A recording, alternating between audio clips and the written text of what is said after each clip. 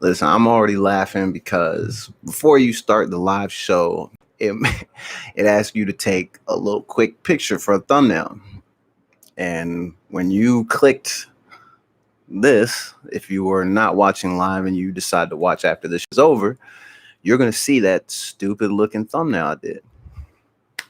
It is what it is, man. I'm trying to make the most of what continues to be a tense and disturbing time in our world. 2020 is the year of doo-doo ass people, doo-doo ass new normals, and we continue to see, my brothers and sisters, whether they be Black, Latino, I mean, just anybody of color, still getting abused by law enforcement, still not receiving justice.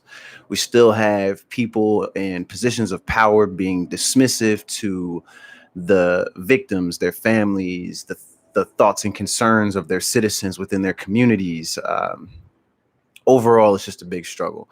Shout out to Jacob Blake, man. I hope you have a speedy recovery. Pull through, please, Lord. If you haven't heard, Jacob was shot 7 times in the back by some buster. I say for nothing because for me, when I say it's for nothing, in most cases, when cops respond to these situations, there are not usually things that warrant them being shot. That's just facts. If cops were responding to a physical altercation between 2 women and they stopped Jacob because he was a part of the situation, and apparently from all reports, he was trying to break the fight up, and then him walking to his car prompts this officer to shoot him 7 times, and maybe they're saying, oh, well, he had a knife in his car, so he could have been going to grab it. I mean, yeah, he could have also been going to grab a bottle of water out of the car. He could have been going to grab some candy out of the car. I know sometimes, when people outside fighting, you trying to get snacks, get front row seats to it. So like anything could have been happening. But when I say that they're shot for nothing within those circumstances deem those officers justified in shooting him. There's no way you, even as the cop, can be like, well, yeah, and see right here as he goes to the car, that's when I felt like my life was in danger. Even though he has his back turned to me, I just felt like, there's a chance he could harm me and my guys and blase. So right here's when I start letting off. Like, no, there's no way in hell that people actually think that what happened in this incident is justified. If you do, like I have stated on this show previously, you're a whole cornball. We've been in this COVID quarantine / like half race war thing basically since March. But if you've been Black, it's been literally since the day that you arrived from out of your mother's womb, which probably was the safest place for us. But even then, no, because our mothers were still Black. So there's still a chance that they could have been harmed, which could have made it to where we would not have existed anyway. They're doing everything they can to make sure that they maintain order within communities of color. Some of the way you do that is through fear. What better way to scare people than to kill them when they feel it's appropriate, which for most cops is just all the time. Obviously, and again, I've said this on the last 100 shows that I've done. We know, and we're not stupid, we know that not all cops are bad. But using some of y'all's logic, I'm sorry, you fit the description. It sucks. I'm sure that some of you have been waking up every day for the last few months and being like, oh my God, like the city's going crazy. And now my job feels a little bit more unsafe than what it once was before, and blase. Life must be so hard when you're a cop in America. But look how y'all be acting, man. We've seen this video of this 17-year-old kid named Kyle Rittenhouse, a kid who traveled across state lines with a weapon that he acquired illegally. And he shows up, and you can hear him even on videos telling police, lying to police, saying that he works in buildings within the area that he was found shooting people.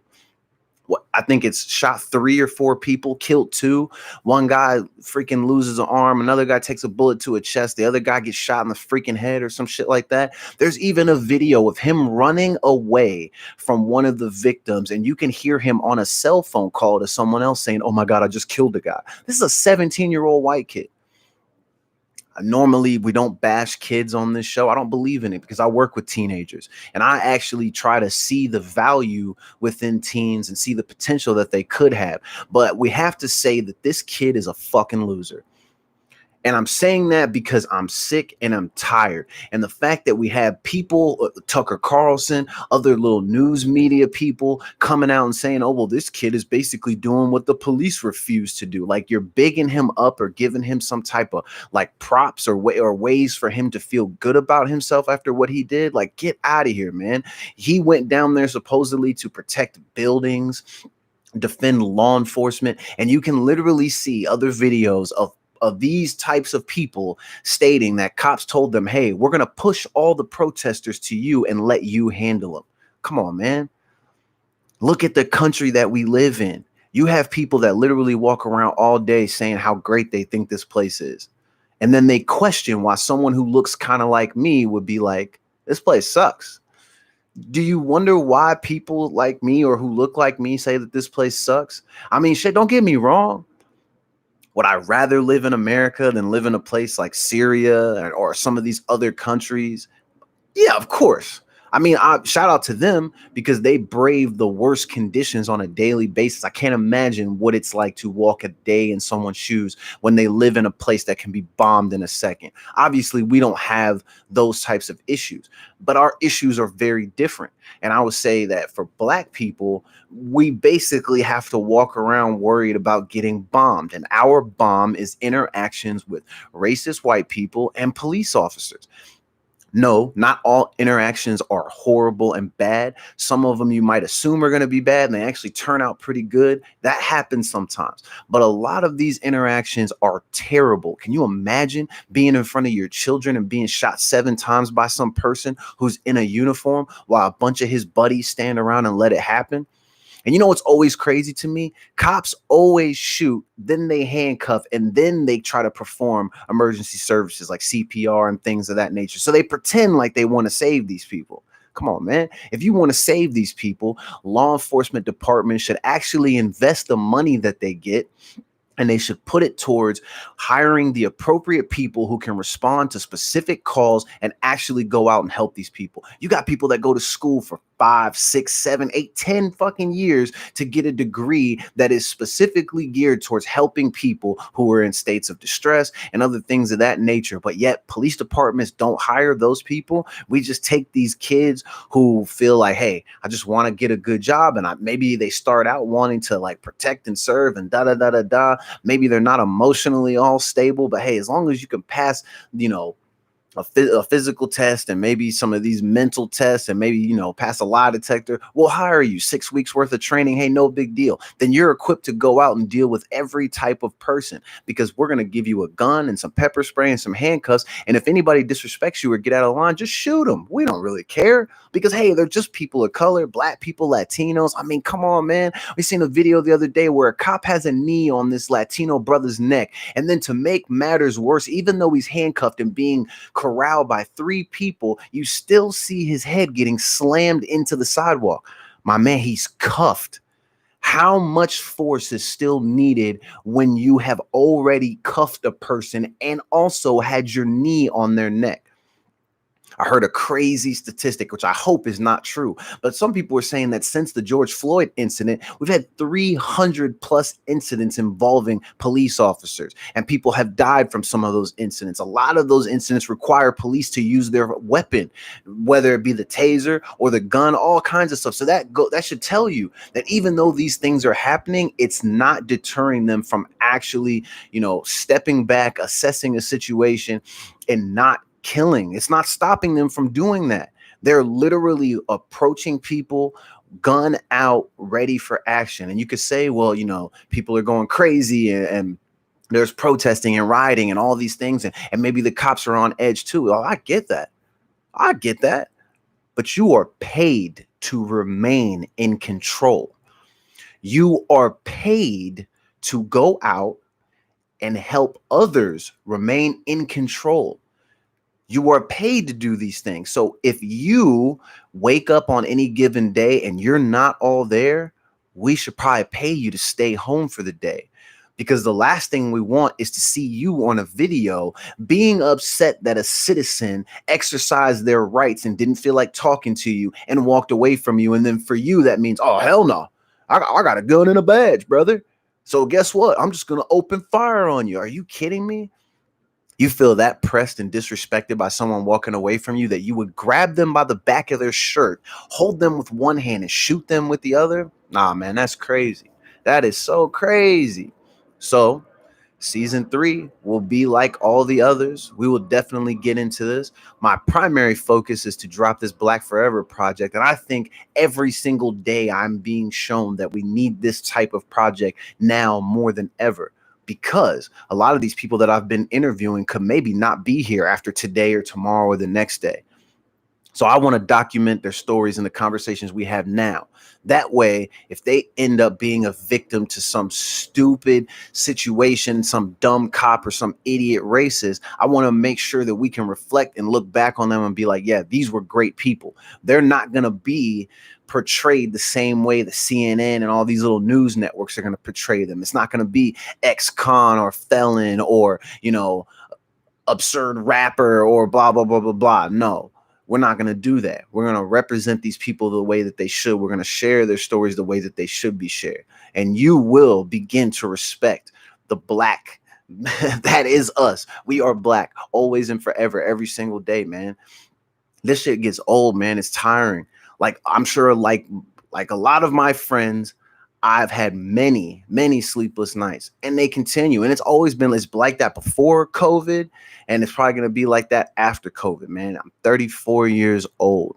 This is not new. It's not anything different from what we've seen in the past. The only difference is now is that everybody has a phone out and they're streaming live to the internet the second that a lot of these incidents are happening. But the biggest issue is that there are so many white people who can see this stuff and they just legitimately do not care. People around me on a daily basis do not care. And it's disappointing, but it's okay. Because like I said, at this point, and especially now that we're into August, going into September, and more of these situations keep happening, it's gotten to a point where I understand who can be trusted and who can't. It's very unfortunate, but like I said, during times of crisis, people tend to show you who they actually are. So season 3 of the Memecle Jackson Show, exclusively on YouTube, we will get into all of these things. We're also going to crack a lot of jokes, have some cooler guests. It's going to be live, man. I don't know. I hope you get an opportunity to check in. I just wanted to give my thoughts real quick on a lot of these situations, man. I mean, there's too many names to name. You can just go down the list. But what I don't like is knowing that Tamir was 12 years old, fake gun, shot down, murdered. Trayvon, what was he, 16, 17? No gun, just some candy in his pocket and his hoodie on, killed. Doesn't get to have a life. Dylan Roof was a teenager. This idiot Kyle Rittenhouse is a teenager.